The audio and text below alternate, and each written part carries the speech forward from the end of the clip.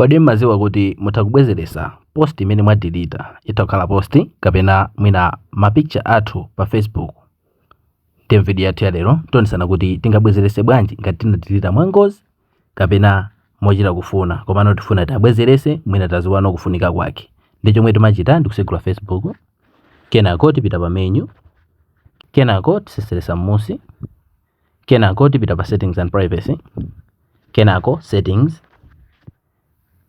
Tikafika apa tiseseresa. Kenako tipita apa alemba kuti activity log. Timanga click. Kenako tipita pa recycle bin.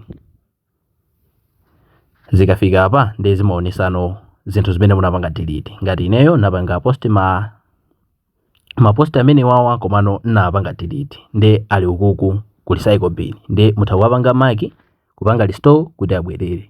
Apo ayi ngati mufuna kuti ku bin kuso asakhaleko mwina mwadeleta zinthu zokuti za sensitive kwambiri zokuti simufuna aliyense mwina ataziona.